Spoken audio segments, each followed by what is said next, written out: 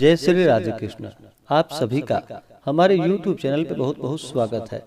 आइए जानते हैं पौष मास कृष्ण पक्ष में सफला एकादशी का व्रत कब किया जा रहा है।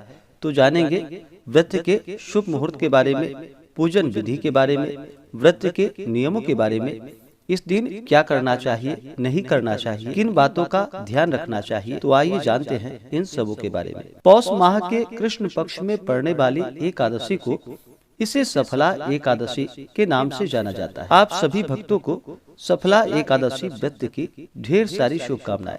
एकादशी का व्रत जो कि हर माह के कृष्ण पक्ष और शुक्ल पक्ष की एकादशी तिथि के दिन एकादशी का व्रत किया जाता है। इसे एकादशी या 11 व्रत के नाम से जाना जाता है। एकादशी के व्रत में विशेष प्रकार से भगवान विष्णु का पूजन किया जाता है। एकादशी का व्रत जो कि वर्ष में 24 एकादशी का व्रत होता है, वहीं पे अगर अधिक मास हो तो 2/26 एकादशी का व्रत होता है। हर व्रत का अपना अपना विशेष महत्व माना गया है। इसी प्रकार से पौष मास कृष्ण पक्ष में पड़ने वाली सफला एकादशी व्रत का अपना विशेष महत्व है। सफला एकादशी के व्रत में इस दिन भगवान विष्णु के नारायण स्वरूप का पूजन किया जाता है। इस एकादशी के द्वारा भगवान विष्णु को शीघ्र ही प्रसन्न किया जा सकता है। इस एकादशी के आराध्य देव जो कि नारायण भगवान है। जो भी भक्त सच्ची श्रद्धा के साथ व्रत को धारण करते हुए भगवान का पूजन करते हैं, इसे सत्य जानो। जिस तरह की नागों में शेष नाग, पक्षियों में गरुड़, ग्रहों में सूर्य चंद्र, यज्ञों में अश्वमेध यज्ञ और देवताओं में भगवान विष्णु श्रेष्ठ हैं, उसी प्रकार व्रतों में एकादशी व्रत श्रेष्ठ है। मनुष्य को 5 सहस्त्र वर्ष तपस्या करने से जिस पुण्य फलों की प्राप्ति होती है, वही पुण्य श्रद्धा पूर्वक सफला एकादशी का व्रत रात्रि जागरण सहित व्रत उपवास करते हुए अगर इस व्रत को भक्ति पूर्वक रखा जाए तो उन पुण्य फलों की प्राप्ति होती है। यह व्यक्ति के सभी प्रकार के पापों को नष्ट करने वाला है। एकादशी का व्रत जो भी जातक रखते हैं, उन्हें चाहिए कि एकादशी व्रत से एक दिन पहले यानी कि 10वीं तिथि से ही व्रत के नियमों का पालन करना चाहिए। 10वीं तिथि के दिन जो कि सूर्यास्त होने से पहले ही भोजन ग्रहण करना चाहिए और शुद्ध सात्विक आहार ही ग्रहण करनी चाहिए। तामसिक वस्तुओं का प्रयोग बिल्कुल भी नहीं करनी चाहिए।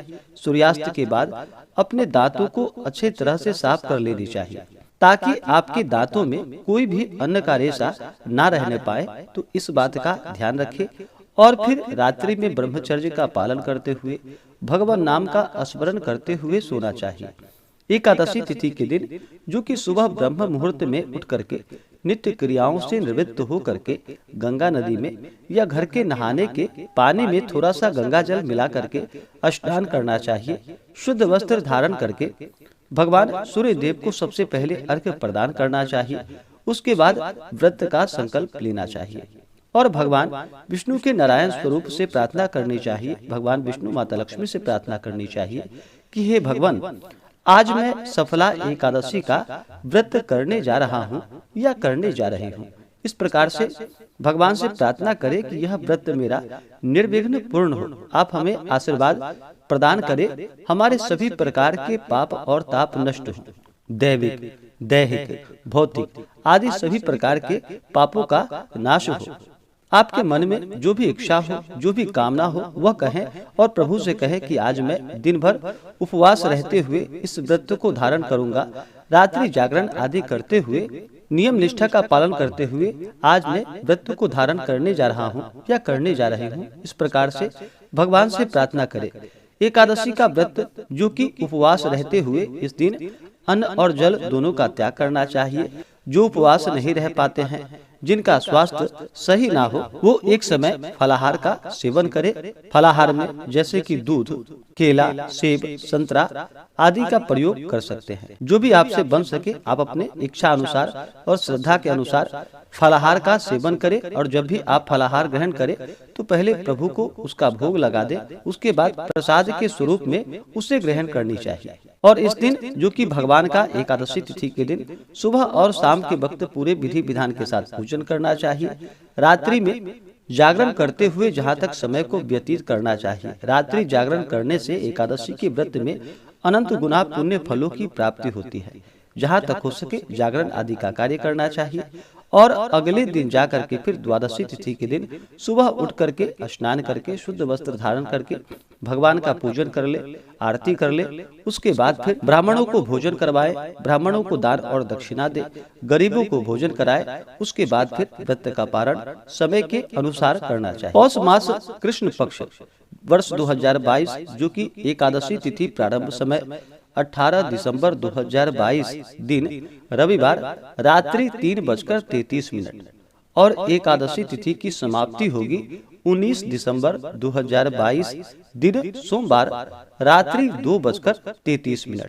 तो एकादशी का व्रत जो कि द्वादशी युक्त शुद्ध रूप से व्रत को धारण करना चाहिए और सूर्योदय व्यापनी इस व्रत को ली जाती है।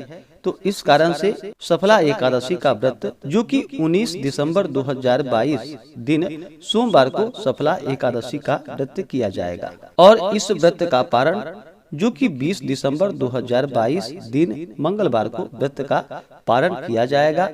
पारण का जो समय होगा वह समय सुबह 8:05 से सुबह 9:04 तक सफला एकादशी व्रत का पारण किया जाएगा। इस बार सफला एकादशी व्रत का पारण जो कि गोमयेन पारणम यानी कि गाय के गोबर से इस व्रत का पारण किया जाएगा। यह अगर संभव ना हो तो आप तुलसी दल और जल से व्रत का पारण करें। और द्वादशी तिथि की जो समाप्ति होगी वह 20 दिसंबर 2022 दिन मंगलवार को रात्रि 12:47 पे द्वादशी तिथि की समाप्ति होगी।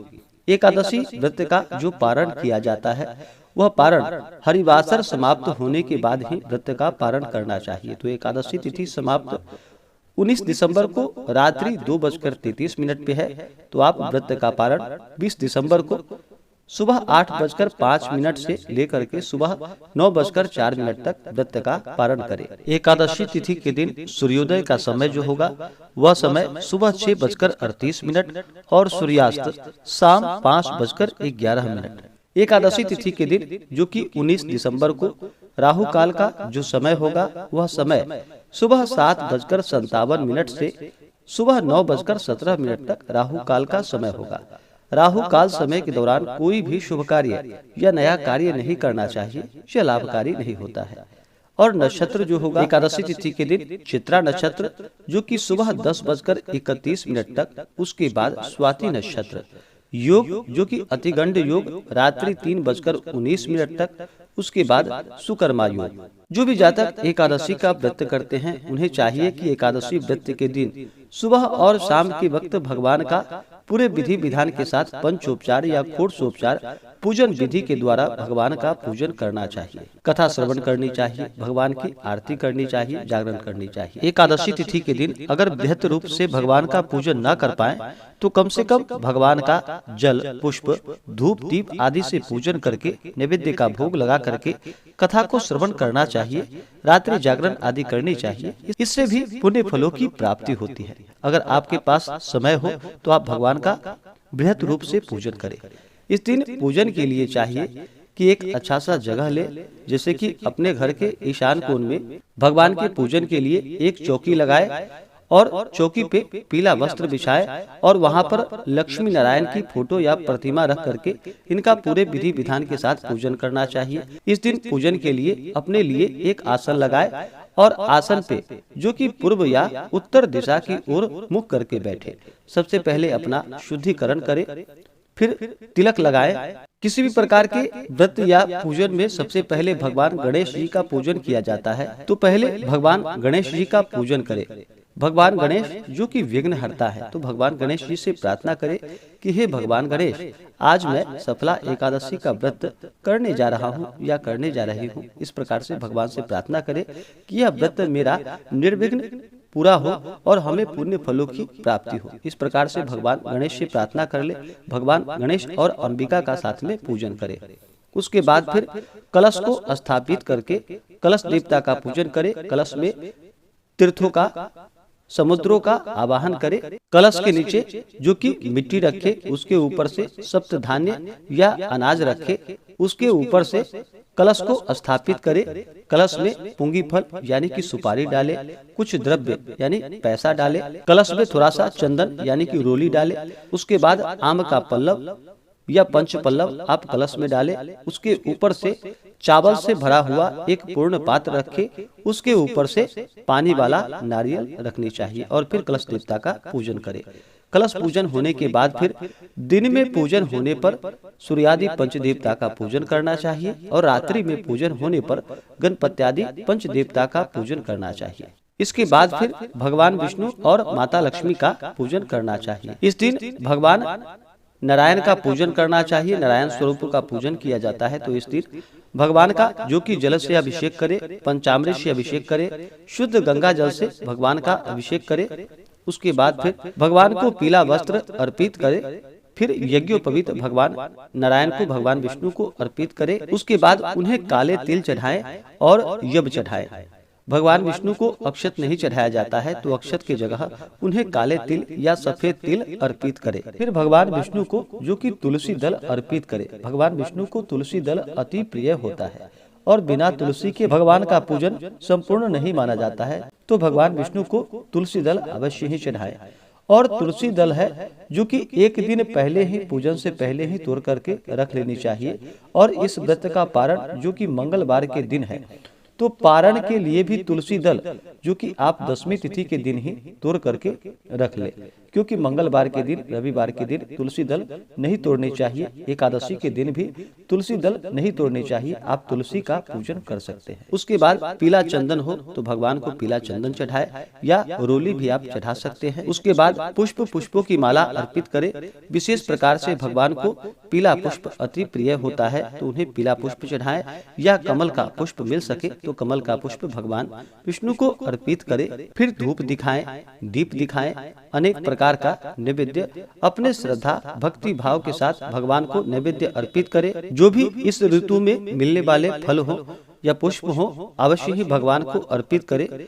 इस दिन विशेष प्रकार से भगवान को जो कि नारियल, नींबू, अनार, सुपारी, लौंग आदि अवश्य ही अर्पित करने चाहिए। और धूप दिखाते हुए दीप आदि का मंदिरों में, तीर्थ स्थानों में और भगवान के पूजन स्थल पे अवश्य ही दीपदान करना चाहिए।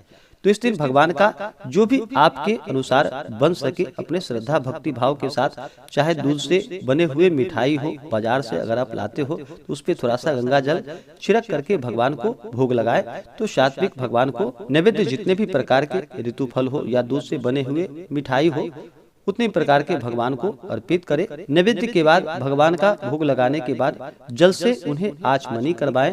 उसके बाद द्रव्य और दक्षिणा चढ़ाएं। फिर मुख शुद्धि के लिए पान पत्र, सुपारी, लौंग, इलायची के साथ में भगवान को अर्पित करे। इसी प्रकार से माता लक्ष्मी का पूजन करे। माता लक्ष्मी का जल से अभिषेक करे, पंचामृत से अभिषेक करे, शुद्ध गंगा जल से अभिषेक करे। माता लक्ष्मी को लाल वस्त्र अर्पित करे, श्रृंगार की वस्तुएं अर्पित करे, अक्षत, चंदन, पुष्पों की माला अर्पित करे।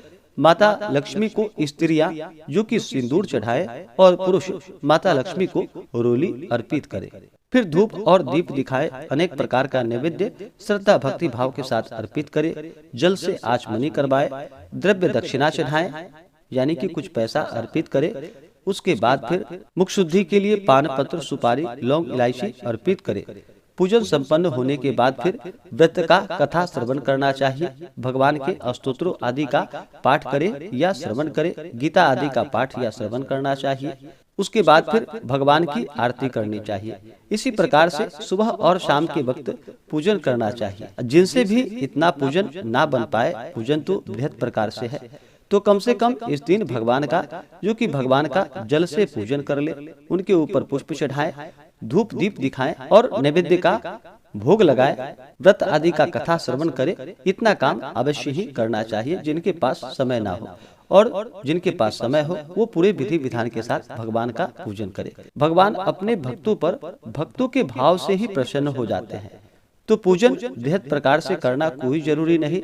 अगर भक्ति की भाव अच्छी हो, इससे भी भगवान अपने भक्तों पर प्रसन्न होते हैं। तो पूर्ण निष्ठा भक्ति भाव के साथ ही व्रत को धारण करके भगवान का पूजन करना चाहिए।